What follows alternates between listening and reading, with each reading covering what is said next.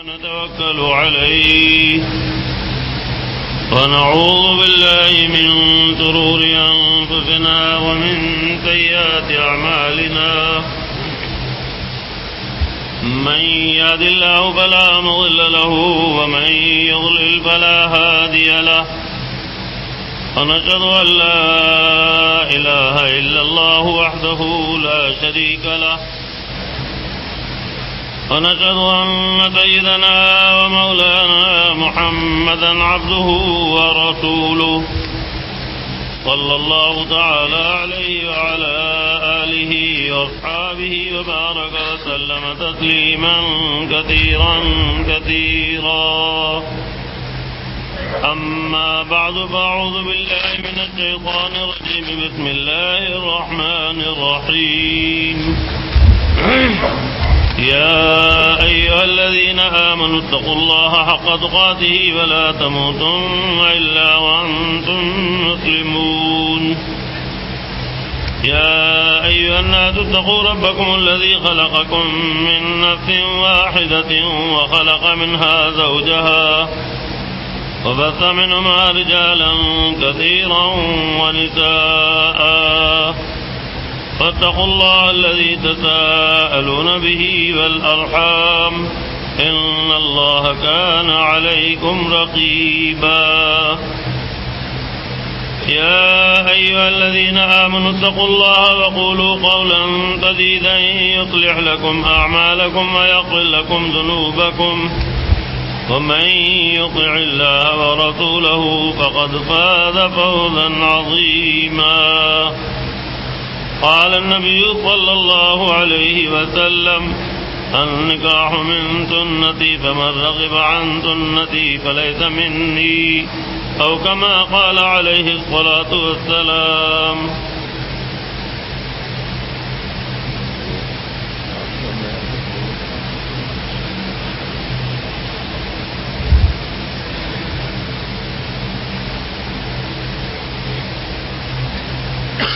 محمد سعید میاں فردوس بنت مجیب اللہ خان یہ آپ کے نکاح میں دی جاتی ہیں بوکالت جناب محمد مفید الدین صاحب. گواہان کی موجودگی میں بعوض مہر 30,000 روپے سکہ رائج الوقت کل کا کل معجل آپ نے ان کو اپنے نکاح میں قبول کیا. مائک پر کہہ دیں میں نے قبول کیا. یہ آپ حضرات نے سن لیا.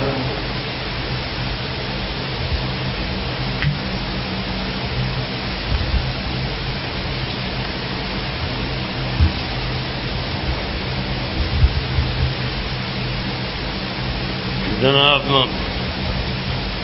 محمد نعیم صاحب عابدہ سعید بنت محمد سعید یہ آپ کے نکاح میں دی جاتی ہیں بوکالت جناب اختیار خان صاحب.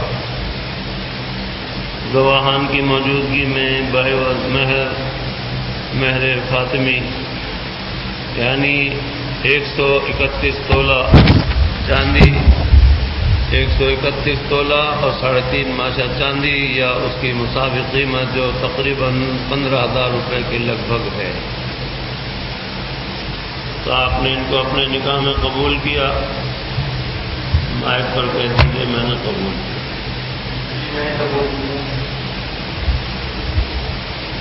یہ آپ حضرات نے سن لیا.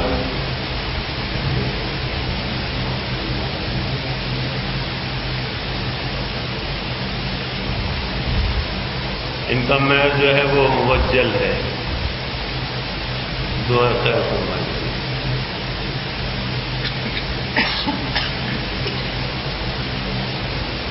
اللهم صل على سيدنا ومولانا محمد وعلى آل سيدنا ومولانا محمد وبارك وسلم. اللهم أنت السلام ومنك السلام تبارك يا ذا الجلال والإكرام. اللهم أعنا على ذكرك وشكرك وحسن عبادتك. اللهم وفقنا لما تحب وترضى. ربنا آتنا في الدنيا حسنة وفي الآخرة حسنة وقنا عذاب النار. ربنا ظلمنا أنفسنا وإن لم تغفر لنا وترحمنا لنكونن من الخاسرين ربنا لا تجعلنا فتنة للقوم الظالمين ونجنا برحمتك من القوم الكافرين اے الہ العالمین اس نکاح کو مبارک فرمائیے، دلہا دلہن میں مثالی محبت پیدا فرمائیے، ایک دوسرے کا پوری طرح خیال رکھنے کی توفیق عطا فرمائیے، ایک دوسرے کا پوری طرح حق ادا کرنے کی توفیق عطا فرمائیے، اے الہ العالمین شریعت مطہرہ پر چلنا آسان فرمائیے، خلاف شرع امور سے اجتناب نصیب فرمائیے، قدم قدم پر مہربانیاں فرمائیے، تمام ظاہری اور باطنی برکات سے مالا مال فرمائیے، نیک اولاد کی نعمت سے بھی مالا مال فرمائیے، اے الہ العالمین نظر بد سے بچائیے، حاسدوں کے حسد سے بچائیے، مفسدوں کے فساد سے بچائیے، ہر خیر سے مالا مال فرمائیے، یا اللہ اعمال میں برکت عطا فرمائیے، عمروں میں برکت عطا فرمائیے، مال میں برکت عطا فرمائیے، اولاد میں برکت عطا فرمائیے، قدم قدم پر خوشحالی عطا فرمائیے، اے الہ العالمین جوڑی پار اتاریے، لمبی عمریں عطا فرمائیے، حافظ کے ساتھ زندگی گزارنے کی توفیق عطا فرمائیے، اے اللہ اپنی مہربانیوں سے دلہا دلہن دونوں اور یا اللہ ان کے تمام عزیز و اقارب کو اور ہم سب کو عافیت دارین عطا فرمائیے، اپنی رضا کاملہ عطا فرمائیے، اپنا قرب خاص عطا فرمائیے، قرب تام عطا فرمائیے، صلی اللہ تعالی علی خیر خلقہ سیدنا محمد وعلی آلہ واصحابہ اجمعین، آمین برحمتک یا ارحم الراحمین۔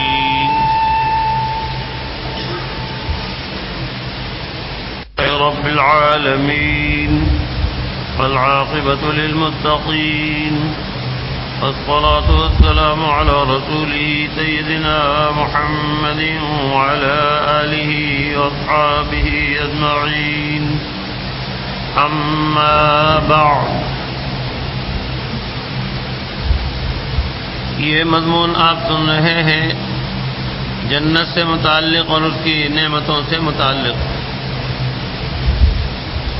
ارشاد فرماتے ہیں جنت کی نعمتیں حاصل کرنے کے لیے 5 چیزوں کی پابندی ضروری ہے۔ حضرت فقیر رحمۃ اللہ علیہ فرماتے ہیں کہ جو شخص اہل جنت والے انعامات کو حاصل کرنا چاہتا ہے اسے 5 چیزوں کی پابندی لازم ہے۔ پہلی یہ کہ اپنے نفس کو تمام گناہوں سے باز رکھے۔ اللہ تعالیٰ کا ارشاد ہے وَنَهَى النَّفْسَ عَنِ الْهَوَىٰ فَإِنَّ الْجَنَّةَ هِيَ الْمَأْوَىٰ۔ فرمایا کہ جس شخص نے بھی اپنے نفس کو ناجائز خواہشات سے روکا اور اللہ کے حکموں پر چلا پس جنت اس کا ٹھکانہ ہوگا۔ اس سے پہلی آیت میں جہنمیوں کا ذکر ہو چکا ہے، فَأَمَّا مَن طَغَىٰ وَآثَرَ الْحَيَاةَ الدُّنْيَا فَإِنَّ الْجَحِيمَ هِيَ الْمَأْوَىٰ۔ جس نے دنیا کی زندگی کو ترجیح دی اور بغاوت اختیار کی اس نے اور اللہ تعالیٰ کی نافرمانی اور بغاوت پر کمر بستہ ہو گیا تو اس کا ٹھکانہ جہنم ہے۔ وَأَمَّا مَنْ خَافَ مَقَامَ رَبِّهِ وَنَهَى النَّفْسَ عَنِ الْهَوَىٰ فَإِنَّ الْجَنَّةَ هِيَ الْمَأْوَىٰ۔ اور جو شخص اللہ تعالیٰ کے سامنے کھڑے ہونے سے ڈرا کہ اللہ تعالیٰ کے سامنے کھڑے ہونا ہے، اللہ تعالیٰ سوال فرمائیں گے، بندے کو جواب دینے ہیں، تو وہ ڈرا اور اس نے اپنے نفس کو خرابیوں سے، گناہوں سے، برائیوں سے روکا۔ فَإِنَّ الْجَنَّةَ هِيَ الْمَأْوَىٰ، جنت اس کا ٹھکانہ ہے۔ یہی سارا سب کچھ خلاصہ زندگی ہے، یہی محنت ہے۔ جس شخص کی سمجھ میں بھی بات آ گئی اور اللہ تعالیٰ کی اطاعت و فرما برداری کو ترجیح دی، اس نے نافرمانیوں سے بچا، گناہ اور برائیوں سے دور بھاگا، تو پھر اللہ تعالیٰ اس پر انعامات کی بارشیں بھی ایسی ہی فرمائیں گے۔ دوسری یہ کہ دنیا کی تھوڑی سی مقدار پر بھی راضی ہو جائے کیونکہ حدیث شریف میں ہے کہ جنت کی قیمت ترک دنیا ہے۔ آدمی قناعت سے کام لے، جو ضرورتیں پوری کرنے کے لیے کافی ہو اتنی لے، اور زیادہ کے چکر میں اور ہائے ہائے کے چکر میں نہ رہے۔ اور یہ قناعت کی کیفیت یہ پیدا ہوتی ہے قناعت پسندوں کی صحبت میں بیٹھنے سے، یعنی اللہ والوں کی صحبت میں بیٹھنے سے۔ جہاں حرص و حوث کے پتلوں کے پاس بیٹھے گا تو اس کے اندر بھی ایسا ہی جذبہ ابھرے گا۔ اور سوچے تو صحیح کہ آدمی جتنی بھی دنیا جمع کرتا ہے، بھاگ دوڑ کرتا ہے، دانا حضرات نے کہا ہے نہ کوئی آدمی ساری دنیا کی چیزیں کھا سکتا ہے، نہ ساری دنیا کی چیزیں پی سکتا ہے، اور نہ ساری دنیا کی چیزیں وہ پہن سکتا ہے۔ اتنی نعمتوں کے اندر اس کا حصہ بہت محدود ہے، محدود کھائے گا، محدود پیے گا، اور اسی طرح سے محدود پہنے گا۔ لمبے چوڑے پروگرام بنا کر وہ سب کچھ حاصل نہیں کر سکتا۔ بالآخر ایک دن ایسا آئے گا کہ سبھی کچھ چھوڑ کر چلا جائے گا۔ سکندر جب گیا دنیا سے دونوں ہاتھ خالی تھے۔ تو آدمی حرص و حوث کا جب پتلا رہتا ہے تو اس کو ہائے ہائے لگی رہتی ہے، اور اس طرح سے آگے چل کر اگر وہ اعتدال پر نہیں آتا تو بہت بڑا خطرہ لاحق ہو جاتا ہے کہ وہ گناہوں میں پڑ جائے اور اس طرح سے صحیح راستے سے ہٹ جائے۔ اس میں جناب نبی کریم صلی اللہ تعالی علیہ وسلم کی تعلیمات جس طرح اور باتوں میں اور شعبہ زندگی میں ہمارے لیے رہبر اصول ہیں، اس قناعت کے سلسلے میں بھی آپ کے رہبر اصول ہیں۔ ہم انہیں اپنائیں گے تو کامیاب رہیں گے، اور اگر انہیں ترک کریں گے تو پریشانی کا شکار ہوں گے۔ آدمی جس قدر بھی وہ حاصل کر لے اور حرص و حوث کا پتلا بنا رہے تو اس کو اس پر قناعت نہیں ہوتی، ہائے ہائے کرتا رہتا ہے۔ جناب نبی کریم صلی اللہ تعالی علیہ وسلم نے ارشاد فرمایا ہے کہ اگر اولاد آدم کو اللہ تعالی 2 وادیاں سونے کی بھر کر دے دے تو وہ تیسری کا متمنی ہوگا۔ اور آپ اندازہ فرمائیے، وادی کہتے ہیں 2 پہاڑوں کے بیچ میں جو خالی جگہ ہوتی ہے، ایک وادی کے اندر کتنا سونا آ جائے گا۔ پانی بھر دیتے ہیں پورا ڈیم بن جاتا ہے، سونا بھرے گا تو کتنی مالیت ہو جائے گی۔ تو فرمایا کہ 2 ہوں اس کے پاس اگر وادیاں سونے کی تو چاہے گا کہ تیسری ہو جائے۔ فرمایا کہ اس کا پیٹ مٹی بھرے گی، یعنی ہائے ہائے جب ختم ہوگی جب اس کا دم نکلے گا۔ اور آپ دیکھ لیجئے اس دنیا میں ایسے لوگ بھی موجود ہیں جو ہائے ہائے کرتے ہی رہتے ہیں، خوب سے خوب تر کی کوشش میں رات دن ایک کر دیتے ہیں، اور بالآخر موت آ جاتی ہے، سب کچھ ہی چھوڑ جاتے ہیں، سوائے اپنے اعمال کے اور کفن کے ساتھ کچھ نہیں لے جاتے۔ ایک سبق آموز واقعہ ذہن میں آیا اس وقت۔ ایک صاحب تھے، بلکہ 2 صاحبان تھے، دونوں ایک ہی آفس میں کام کرتے تھے، اور مناسب تنخواہ تھی کہ اپنا اور اپنے بچوں کا پیٹ آرام سے پال رہے تھے، عزت کی زندگی تھی۔ تو دونوں میں مشورہ ہوا اور سودا سمایا کہ اس میں کوئی ترقی کے زیادہ چانس نہیں ہے، ایسی کوئی صورت کی جائے، ایسا کام کیا جائے جس میں دولت برسے۔ بہرحال ان کا مشورہ ہوا آپس میں، اور انہوں نے ایجنٹی کا کام کیا، لوگوں کو باہر بھیجنے کا۔ چنانچہ نوکری چھوڑ دی اور انہوں نے آفس کھول لیا، ایک فرسٹ کلاس ملازمہ بھی رکھ لی، ملازم بھی رکھ لیے، اور جو اس کے طور طریقے ہیں وہ سارا سب کچھ انہوں نے کر لیا۔ لوگ آنے لگے اور اس طرح سے ان کے کام کرانے کے لیے پیشگی بھی لینے لگے، اور بہرحال سلسلہ وسیع ہو گیا۔ دولت کی گڈیاں آنے لگی تو ان میں سے ایک پہلے پھسلے۔ جب دولت بہت زیادہ آنے لگی، جھوٹ بولنے لگے، کچھ کے کام کرا دیا کرتے تھے اور کچھ کو جھانسا دیتے رہتے تھے، صبح شام، ابھی یہ ہو گیا، ابھی وہ ہو گیا، ابھی وہاں کاغذات گئے، ابھی وہاں گئے، اور اس طرح سے وہ غلط راستے پر چل کھڑے ہوئے۔ یعنی یہاں شہر میں رہتے رہتے ہی اپنے بیوی بچوں سے دولت کثرت سے آئی، غلط طریقے سے لی تو دور ہونے لگے۔ تو بیوی جو ہے وہ کچھ دن تک تو نہ سمجھ سکی، تھوڑے وقت کے بعد محسوس ہونے لگا کہ یہ رات کو بھی غائب ہونے لگے، جو کبھی بھی رات کو باہر نہیں رہتے تھے اب وہ رات کو دیر سے آتے تھے، پھر آہستہ آہستہ غائب رہنے لگے کہ آپ کہاں چلے جاتے ہیں، میں پریشان رہتی ہوں وغیرہ وغیرہ۔ اس طرح سے وہ ان کو جھانسا دینے لگے، جھوٹ بولنے لگے، اور بہرحال وہ اس طرح سے گندی زندگی گزارنے لگے۔ لوگوں کا پیسہ کافی زیادہ وصول کر لیا، کچھ کا کام کرایا، اور باقی پیسے سے انہوں نے غالباً امریکہ گئے، وہاں وقت گزارا۔ قسمت سے دو چار ایسے ان کے ڈسے ہوئے وہاں بھی ٹکر گئے، انہوں نے انہیں پکڑا، انہوں نے کہا لے بھئی یہاں تو یہ سارے گھیرا گھیری والے مل گئے۔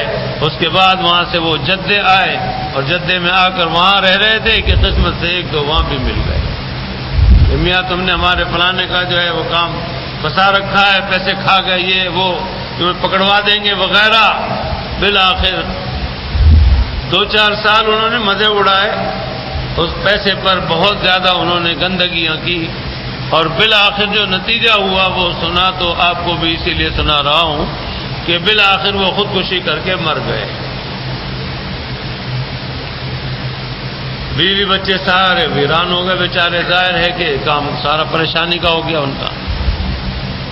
دوسرے جو تھے وہ بہت جلدی نہیں راستے سے ہٹے، لیکن بہرحال آگے چل کر وہ اکیلے ہو گئے۔ انہوں نے کہا جی وہ پیسہ انہوں نے لیا وہ دیتے، تو اپنی ایک جان چھڑاتے رہے، لیکن تھوڑے عرصے کے بعد انہیں بھی چسکا لگ گیا، اور اس طرح سے ان کو بھی بیماری لگی تو پینے لگے، اور ساتھ ساتھ بدماشی بھی کرنے لگے، اور گھر سے اس طرح سے بہانے سے غائب ہونے لگے۔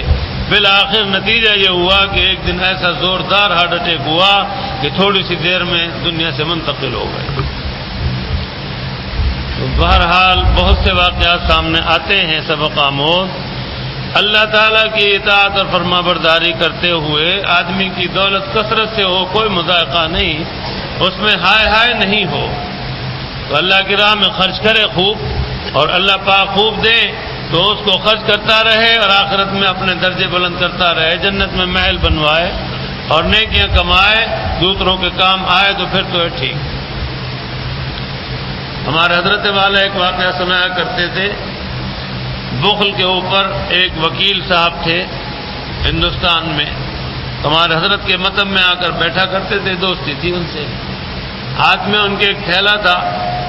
جب وہ ریٹائر ہو گئے وکالت سے تو ان کا جو پیسہ جمع تھا وہ تھا تقریباً 1 لاکھ روپیہ اس سستے زمانے میں، جبکہ کم سے کم تنخواہ جو تھی وہ بہت معمولی سی تنخواہ، جس میں ایک معمولی آدمی اپنے 1-2 بچوں کے ساتھ گزارا کر لیا کرتا تھا۔ ہنسیے گا نہیں آپ حضرات سن کر، 7 روپے 8 روپے تنخواہ ہوا کرتی تھی، ذرا زیادہ اچھی تنخواہ ہوتی تھی تو 10 روپے ہوتی تھی، اور اس سے زیادہ اچھی ہوتی تھی تو 12 بچہ ہنس رہا ہے۔ اب تو 100 روپے کیا 1000 روپے کی وقت نہ رہی، اور اس میں بھی 12-14 روپے کی تنخواہ میں کھا بھی لیتے تھے، اصلی گھی ہوتے تھے، چیزیں اصلی ہوتی تھی، پھر بھی 2-1 روپے بچ جاتے تھے۔ تو بہرحال اس سستے زمانے میں انہوں نے زندگی بھر جو کمایا تھا، 1 لاکھ روپیہ ان کا جمع تھا، تو وہ ایک تھیلا تھا اس میں ساتھ لیے پھرا کرتے تھے۔ ہمارے حضرت والا سے بہت بے تکلفی تھی، تو حضرت والا ہمارے فرماتے تھے کہ وکیل صاحب اس تھیلے میں کیا ہے؟ کہنے لگے اس میں سب کچھ ہے، زندگی بھر کا نچوڑ ہے۔ تو ہمارے حضرت فرماتے کہ آپ یہ کیا کرتے ہیں، اس طرح ہاتھ میں لیے پھرتے ہیں، کبھی بھی کوئی اچک کے لے گیا تو تہی دست ہو جائیں گے، آپ اس کو بینک میں رکھوا دیں. کہنے لگا جی کچھ بھروسہ نہیں ہے، میں مر گیا تو پھر یہ واپس نہیں دیں گے. فرمایا کہ عزیزوں میں، دوستوں میں کوئی قابل اعتبار آدمی ہو تو اس کے پاس امانت رکھوا دیں. کہا جی جو بھی لے گا وہی ہڑپ کر جائے گا، مجھے کسی پر اعتبار نہیں. مدتوں اسی طرح سے وہ ساتھ رکھتے تھے اس دولت کو. اور اس کے بعد ایک دن آئے تو منہ لٹکا ہوا تھا، چہرہ اترا ہوا تھا، ہاتھ خالی تھے. سلام کیا بہت ہی پدمردگی سے اور بیٹھ گئے جہاں بیٹھا کرتے تھے. ہمارے حضرت سمجھ گئے کہ آج کچھ معاملہ گڑبڑ ہو گیا ہے، کیونکہ آج ہاتھ خالی آئے ہیں، تھیلا غائب ہے، لگ رہا ہے کہ کچھ نہ کچھ ہو گیا. بیٹھے ذرا سانس لیا تو پھر ہمارے حضرت نے پوچھا ان سے کہ آج خیریت تو ہے؟ آپ کا چہرہ بہت اترا ہوا ہے، بڑے اداس ہیں، غمگین ہیں، اور ہاتھ بھی آپ کے خالی ہیں. وہ آپ کا ہمدم جو ہے وہ کہاں گیا؟ مونس و ہمدم. تو کہنے لگے کہ وہ ایک چکے کو کچھ اندازہ ہو گیا، میں چلا جا رہا تھا، اچانک اس نے میرے ہاتھ سے چھینا اور یہ جا اور وہ جا. صحیح دست ہو گئے، سارا 1,00,000 روپے برابر ہو گیا. آدمی اللہ تعالی سے حلال مانگے بے شک، اور اتنا وہ کر لے کہ جس میں آرام سے عزت آبرو سے وقت گزر جائے، اتنے میں مذائقہ نہیں. اور بہت زیادہ کے چکر میں پڑتے ہوئے میں نے تو اپنی زندگی میں بھی دیکھے ہیں یہ واقعات. تو سنے جو دیکھے ہیں وہ بھی حال یہ ہے کہ آدمی اتنا لگا رہتا ہے، رات دن ایک کر دیتا ہے، نیند بھوک سب اڑا دیتا ہے پیسے کی خاطر، اور پھر پیسہ اس کا ساتھ نہیں دیتا، بے وفائی ہو جاتی ہے، اور اس طرح سے پھر جدائی ہو جاتی ہے اور پریشانی ہوتی ہے. تو فرمایا کہ یہ دنیا جو ہے، دوسری یہ کہ دنیا کی تھوڑی سی مقدار پر راضی ہو جائے، کیونکہ حدیث شریف میں ہے کہ جنت کی قیمت کر کے دنیا ہے.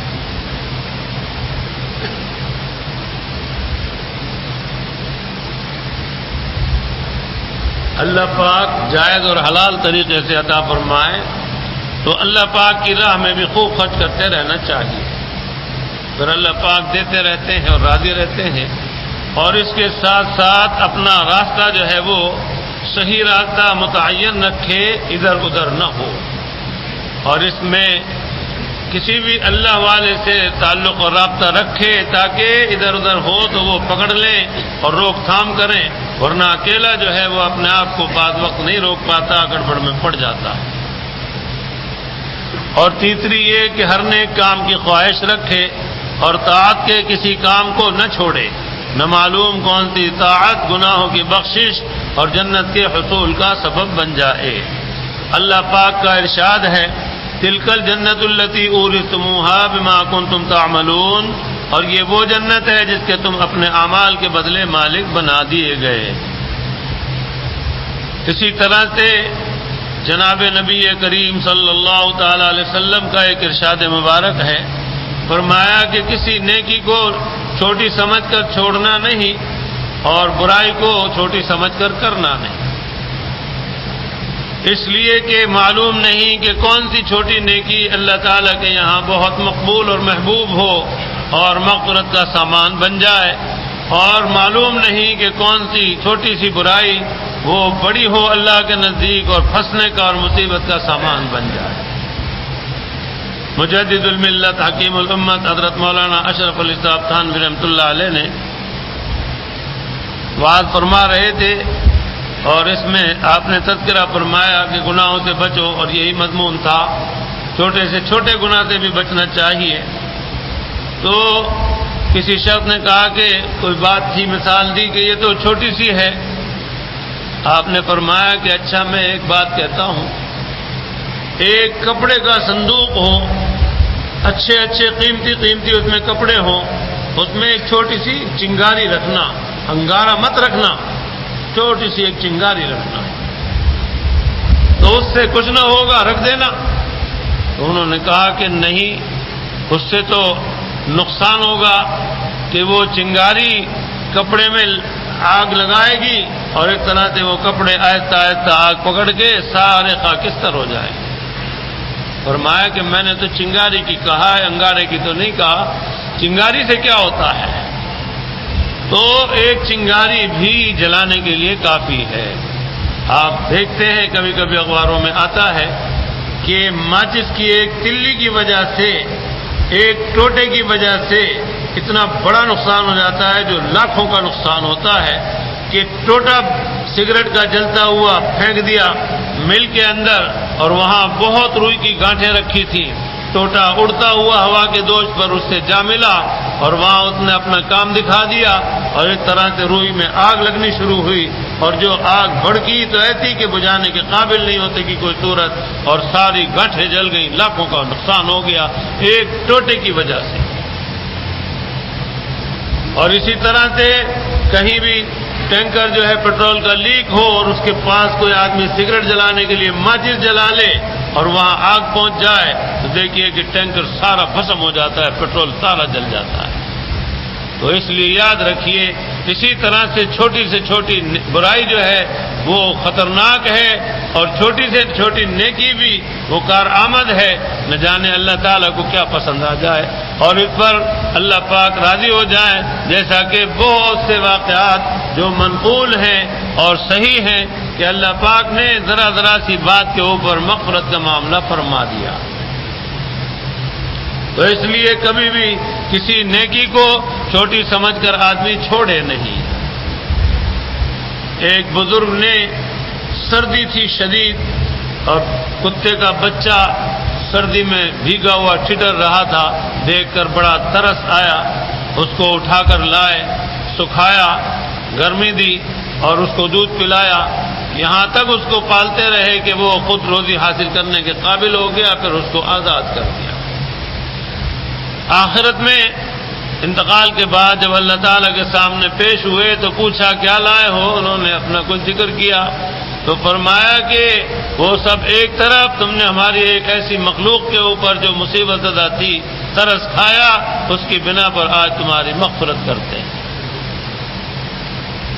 میں کئی دفعہ سنا چکا ہوں پچھلے مضامین میں، حضرت جناب نبی کریم صلی اللہ تعالی علیہ وسلم نے ارشاد فرمایا ہے، ایک عورت سفر کر رہی تھی، اسے پیاس لگی، آگے ایک کنواں تھا، وہاں گئی، اس نے اپنا دوپٹہ موزے سے باندھا، کنویں سے پانی نکالا اور پانی پیا، اپنی پیاس بجھائی اور چل دی۔ کچھ ہی دور گئی تھی کہ اس کے پیچھے پیچھے کتیا لگی اور وہ بھی زبان لٹکی ہوئی اور اشارہ دے رہی تھی، زبان حال سے کہہ رہی تھی مجھے بہت شدید پیاس لگی ہے۔ وہ محترمہ سمجھ گئی اور وہ واپس لوٹی، وہ کتیا ان کے ساتھ ساتھ رہی، انہوں نے دوبارہ پھر دوپٹہ باندھا اپنے موزے میں اور پانی نکال کے اس کو پلایا، یہاں تک کہ وہ سیراب ہو گئی اور چلی گئی۔ اللہ تعالیٰ نے اس کی اسی پر مغفرت فرما دی۔ اور ایک عورت کا آپ ہی نے ارشاد فرمایا کہ اس نے بلی کو باندھ لیا اس طرح سے کہ اس کو نہ کھانے پینے کے لیے چھوڑا اور نہ خود کھانے پینے کو دیا، تو اس پر اس کی گرفت بھی ہوئی اور عذاب ہوا۔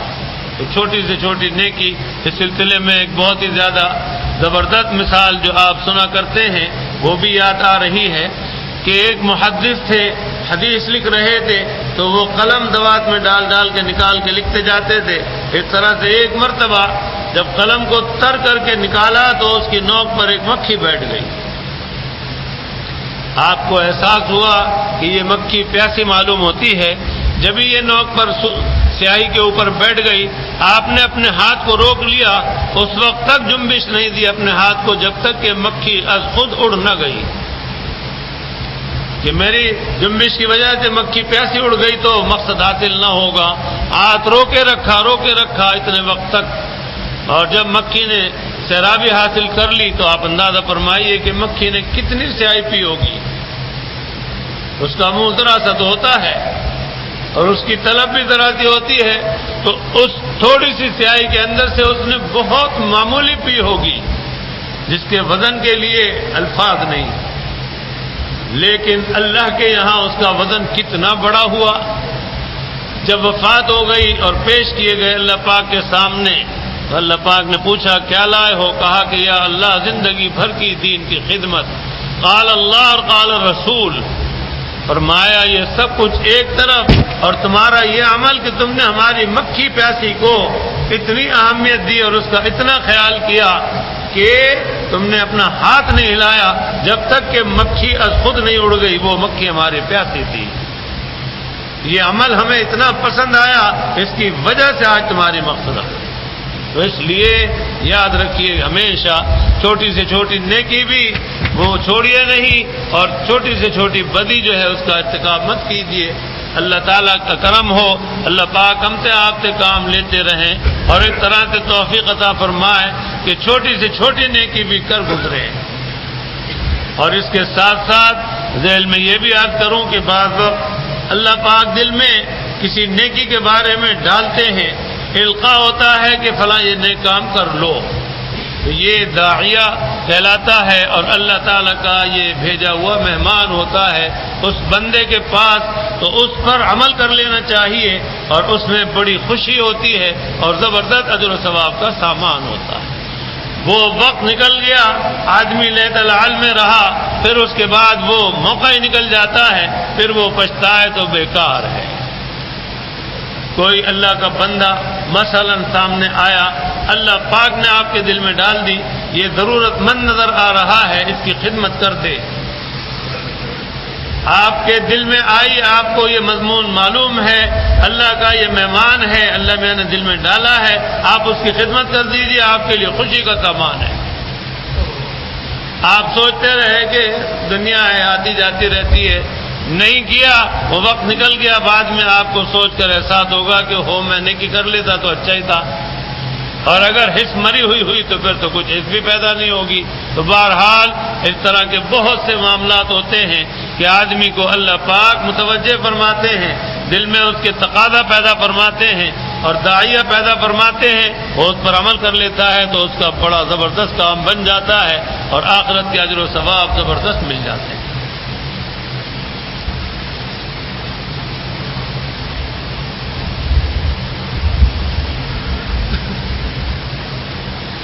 تو یاد رکھیے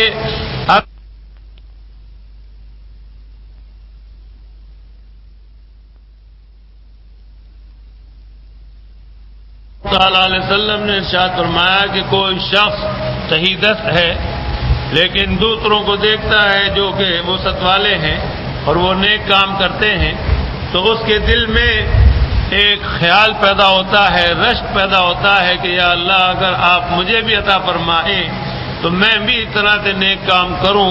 تو جناب نبی کریم صلی اللہ تعالی علیہ وسلم نے ارشاد فرمایا کہ اللہ تعالیٰ اس کے سوچنے پر ہی اس کو پورے اجر عطا فرما دیتے ہیں، جو اس کام کرنے والے کو دیے اللہ پاک اس سوچنے والے کو بھی دے دیتے ہیں۔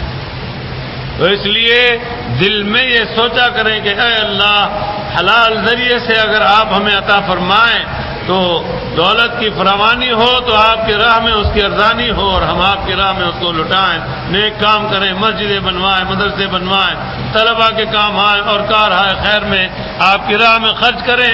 تو ایک طرح سے اس نیت پر بھی اللہ تعالیٰ کی کیسی زبردست شان کریمی ہے کہ زبردست اجر و ثواب ملتے ہیں۔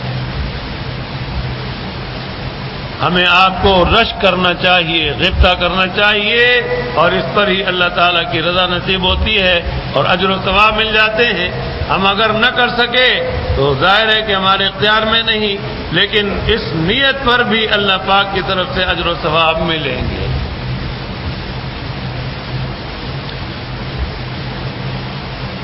فرماتے ہیں اور انہیں جو کچھ بھی اعزاز اور اکرامات ملیں گے وہ طاعت کی بدولت ہی ملیں گے۔ چوتھی بات یہ کہ نیک لوگوں سے محبت رکھے اور ان کی ہمنشینی اختیار کرے، کیونکہ ان میں سے کسی ایک کی بھی جب بخشش ہوگی تو وہ اپنے بھائیوں اور احباب کی سفارش کرے گا، جیسا کہ روایت میں ہے کہ حضرت جناب نبی کریم صلی اللہ تعالی علیہ وسلم نے ارشاد فرمایا کہ باہمی بھائی چارہ خوب پیدا کرو، کیونکہ قیامت میں ہر بھائی کو سفارش کا موقع ملے گا۔ اللہ والوں سے دوستی رکھا کریں، اللہ والوں سے جڑے رہیں، وابستہ رہیں اور ان کے دامن کو پکڑ لیں، مضبوطی سے تھام لیں، جہاں وہ جائیں گے وہاں آپ کو بھی لے جائیں گے اللہ کے فضل سے۔ اور اللہ والوں کی شان یہ ہے کہ وہ دعویٰ تو نہیں کرتے لیکن کام ایسے کرتے ہیں کہ اللہ تعالیٰ انہیں اعزاز عطا فرماتے ہیں. اور اس طرح سے جناب نبی کریم صلی اللہ تعالی علیہ وسلم میں اور میرے ماں باپ آپ پر قربان، آپ کا ایک ارشاد گرامی ہے. آپ نے فرمایا کہ یا متعلم بنو یا عالم بنو یا ان سے محبت کرنے والے بنو اور اس کے علاوہ نہ بنو.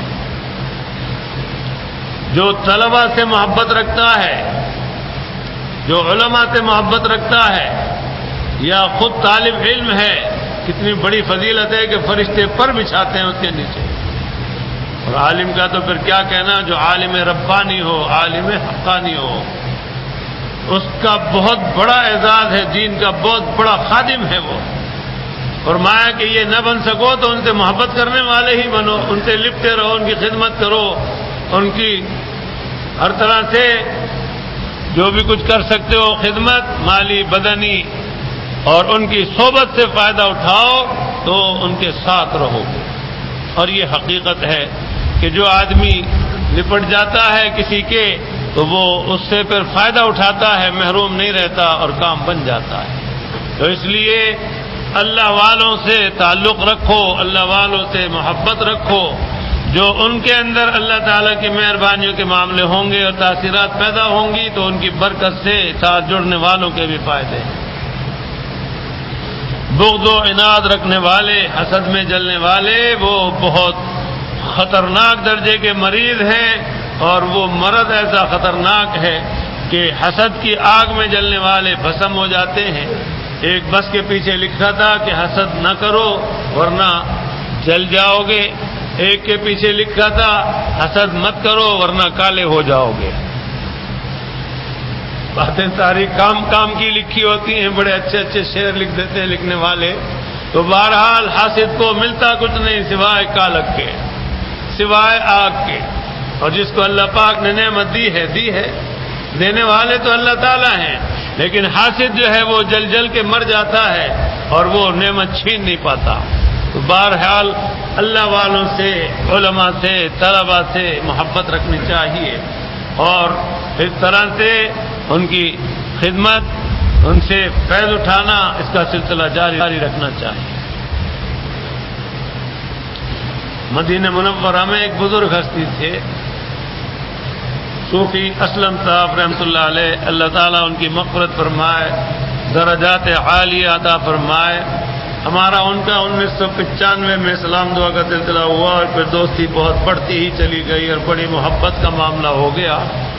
اور الوداعی جو ملاقات تھی تو وہ بھی بڑی یادگار ہوئی کہ میں بھی اور میری اہلیہ بھی ہم دونوں ہی ملنے گئے. بالکل وہ بھی اور ہم ایک ہی محلے میں مقیم تھے. تو اس وقت کا ان کا بہت ہی زیادہ شفقت کا معاملہ، اس سے پہلے بھی بڑی شفقت فرمایا کرتے تھے اور بہت ہی زیادہ محبت فرماتے تھے. ہم نے ان کے یہاں کے لنگر کھائے اور وہ جو منہ سے کہا کرتے ہیں ہم نے وہ حقیقت میں وہ لنگر کھائے. کہتے ہیں یہ دال دلیا حاضر ہے لے لیجئے. وہ ان کے یہاں ہم نے دلیا بھی خوب کھایا اور بڑے برکتی معاملے تھے ان کے. ذرا سا کھانا 95 میں جب دوستی ہوئی تو اس وقت پہلی بنیاد اس میں یہی ہوئی کہ حرم نبوی میں عشاء کی نماز میں وہ تشریف لائے تو ان کے محبت والے انہوں نے پہلے سے ان کے لیے مصلی بچھا کے جگہ روکی. میں بالکل ان کے پیچھے بیٹھا تھا تو مجھے یہ اندازہ ہوا کہ یہاں کوئی شخص آنے والے ہیں، ظاہر ہے کہ کسی نے جگہ روک رکھی ہے. تو نماز سے کچھ پہلے وہ ہستی تشریف لائے اور انہوں نے نماز پوری پڑھی. پھر کچھ لوگ ان کے لپٹ گئے، ہم بھی ملے، سلام دعا کی. کسی سے پوچھا کہ بھئی یہ کون ہے؟ کہنے لگے جی یہ صوفی اسلم صاحب ہیں، بڑے اللہ والے ہیں. ہماری ان کی یہ پہلی ملاقات تھی اور اس کے بعد پھر آنا جانا برابر رہا. ہم نے ان کا ٹھکانہ معلوم کیا تو کہنے لگے کہ بھئی تم کتنے افراد ہو؟ میں نے کہا حضرت ہم 29 افراد ہیں بچوں سمیت. کہنے لگے ہمارے یہاں سے کھانا منگا لو، کم پڑے تو اور منگا لینا. تو آپ اندازہ فرمائیے کہ کیا بات ہے اللہ والوں کی اور کیا زبردست تاثیرات ہیں. انہوں نے ایک ٹفن کیریئر جو ہے وہ 3 برتنوں کا بھر کر روٹی اور چاول اور دال یہ تینوں چیزیں دے دی. اور جب ساتھی ہمارے لے کر آئے شاگرد، میں نے کہا کھانا لے آئے؟ کہنے لگے ہاں۔ میں نے کہا کہاں ہے؟ کہنے لگے یہ رہا۔ میں نے کہا ارے یہ 29 آدمیوں کے لیے؟ ظاہر ہے 3 برتنوں میں کیا آئے گا، کتنا آئے گا؟ لیکن اللہ پاک کی شان ہے، جب بسم اللہ پڑھ کے کھایا تو ہم نے سب نے کھا بھی لیا، پیٹ بھی بھر گئے اور بچ بھی گیا۔ پھر اس کے بعد ہم ان سے ملتے ملاتے رہے تو انہوں نے ایک واقعہ سنایا۔ باتیں تو بہت ان کی وہ ہیں ماشاءاللہ، اللہ پاک ان کے درجے بلند فرمایا۔ جنت البقیع کی تمنا تھی وہ اللہ نے پوری فرمائی۔ فرمانے لگے میں ان کی خدمت میں عطر لے کر جایا کرتا تھا۔ ایک سال ایسا ہوا کہ عطر میں یہاں سے تو لے گیا لیکن جیب میں ڈالنا یاد نہ رہا، اور میں حرم نبوی سے سیدھا ان کی طرف چلا گیا اپنے اور بھی 2-4 ساتھیوں کو لے کر۔ تو ملاقات ہوئی، اس پر انہوں نے کہا کہ بھئی ادھر لائے ہو؟ میں نے کہا حضرت ادھر لایا تو ہوں لیکن یہاں اس وقت جیب میں نہیں ہے، ٹھکانے پر ہے، میں آپ کو پیش کروں گا۔ پھر فرمایا کہ بھائی تو آپ کو پتہ ہی ہے ماشاءاللہ کہ ہمارے پاس کیا کمی ہے، لیکن آپ کی محبت کی بات ہے اس لیے ہم نے پوچھ لیا۔ میں نے کہا جی حضرت لے کر آیا۔ قصہ مختصر یہ ہے کہ دوسری ملاقات میں بہت جلدی گیا اور پہلے 1 شیشی پیش کرتا تھا، اس دن 2 لے کر گیا۔ اور جب ملاقات کی میں نے دوسرے وقت بہت جلدی تو پوچھا، فرمایا بڑے صاحب کشف معلوم ہوئے مجھے، باطن اجلا ہی اجلا تھا، ہر وقت اللہ اللہ کرتے تھے، تلاوت کرتے تھے، ہر وقت ہاتھ میں تسبیح رہتی تھی، تو ظاہر ہے کہ باطن اجلا ہونا ہی ہونا تھا۔ صاحب کشف بھی بہت زبردست لگے، تو فرمایا کہ بھئی اتر لائے ہو؟ میں نے کہا جی حضرت۔ کہنے لگے کتنی شیشیاں لائے ہو؟ میں نے کہا حضرت 2 لایا ہوں۔ کہا اچھا۔ پھر اس پر یہ واقعہ سنایا جو میں آپ کو سنانا چاہتا ہوں کہ ایک شخص تھے حضور سرور کونین رسول مقبول صلی اللہ تعالی علیہ وسلم کے خاندان کے،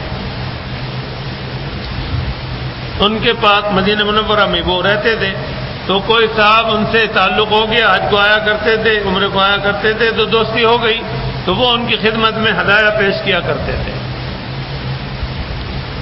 اور وہ دعائیں دیتے تھے۔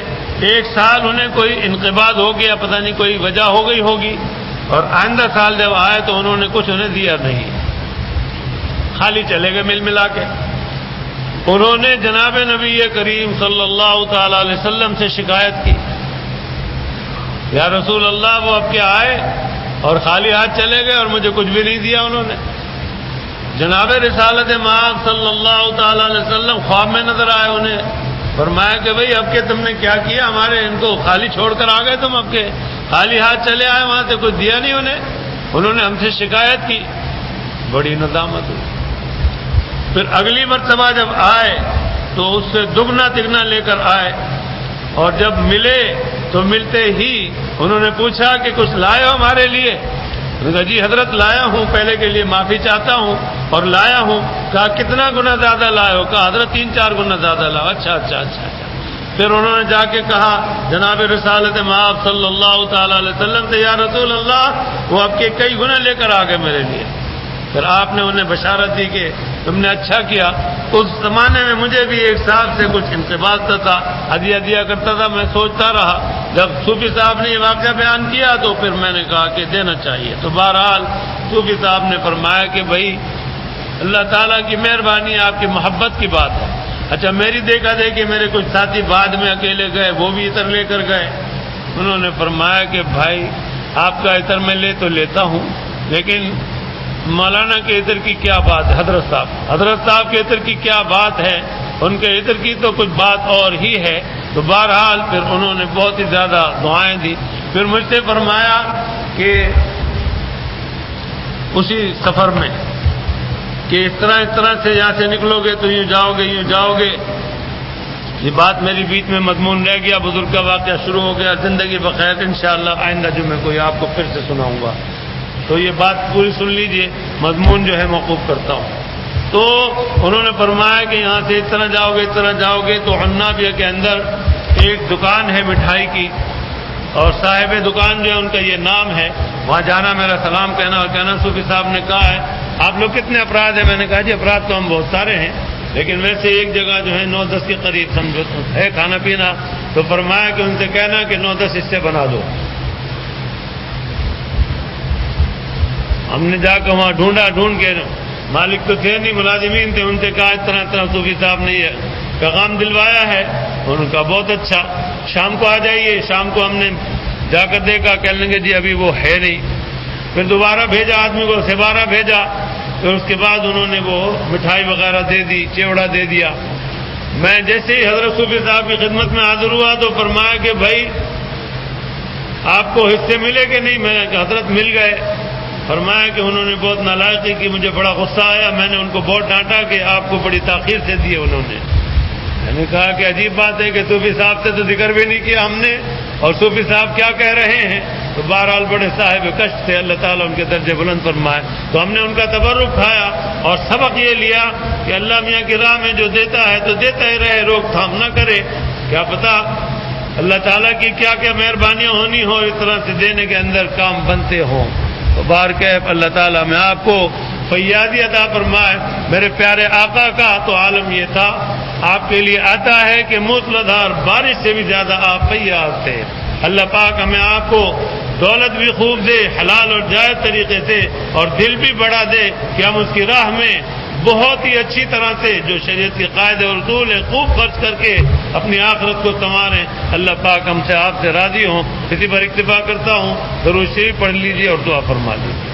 ابھی ایک اعلان بھی سن لیجیے، حج کی درخواستیں تو مکمل ہو چکی، اب اس سلسلے میں تربیت کا سلسلہ شروع ہوگا۔ تو اتوار سے بڑے بیٹے مولوی حافظ مفتی افضال الحق سلمہ وہ بیان کیا کریں گے یہاں پر مسجد قباء میں، صبح 10 بجے کے قریب بیان شروع ہوگا۔ تو آپ حضرات جو بھی حج پر جانے والے حضرات ہیں وہاں آ جایا کریں یہاں، اور تربیت لیں اور باتیں سنیں اور فائدہ اٹھائیں۔ اور اس کے ساتھ ساتھ دعا کرتے ہیں اللہ پاک تمام ان حضرات کو جنہوں نے درخواستیں دی ہیں حج کے سلسلے میں، عمرے کے سلسلے میں، اللہ پاک کامیابیاں عطا فرمائے۔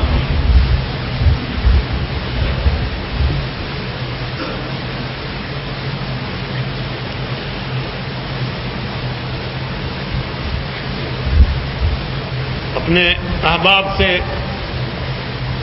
ذکر ہے کہ اتوار کو اب کے دکان پر نہیں جاؤں گا، مجھے دارالعلوم میں بخاری شریف کا ختم ہے، وہاں جانا ہے۔ تو جو حضرات بھی میرے مریدین اور شاگرد وغیرہ دکان آیا کرتے ہیں تو اب کا جو پرسوں اتوار آ رہا ہے دکان کی چھٹی رہے گی، اور آپ حضرات میں بھی جو جانا چاہیں تو جا سکتے ہیں، اپنے اپنے طور پر بخاری شریف کے ختم میں دعا میں شریک ہو سکتے ہیں۔ درود شریف پڑھ لیجیے اور دعا کر لیجیے۔ اللهم صل على سيدنا ومولانا محمد وعلى آل سيدنا ومولانا محمد وبارك وسلم۔ اللهم انت السلام ومنك السلام وتبارك يا ذا الجلال والإكرام۔ اللهم أعنا على ذكرك وشكرك وحسن عبادتك۔ اللهم ارزقنا زيارة الحرمين الشريفين، وارزقنا حجا مبرورا وسعيا مشكورا وذنبا مغفورا وعملا صالحا مقبولا وتجارة لن تبور يا عالم ما في الصدور يا عزيز يا غفور رب اغفر وارحم وتجاوز عما تعلم إنك أنت الأعز الأكرم۔ اللهم لا تدع لنا ذنبا إلا غفرته، ولا هما إلا فرجته، ولا دينا إلا قضيته، ولا مريضا إلا شفيته، ولا ميتا إلا رحمته، ولا حاجة من حوائج الدنيا والآخرة إلا قضيتها يا قاضي الحاجات يا أكرم الأكرمين يا أرحم الراحمين۔ اللهم إني أسألك من خير ما سألك منه نبيك سيدنا محمد صلى الله عليه وسلم، وأعوذ بك من شر ما استعاذك منه نبيك سيدنا محمد صلى الله عليه وسلم۔ سمعنا وأطعنا غفرانك ربنا وإليك المصير۔ وصلى الله تعالى على خير خلقه سيدنا محمد وعلى آله وأصحابه أجمعين، آمين برحمتك يا أرحم الراحمين۔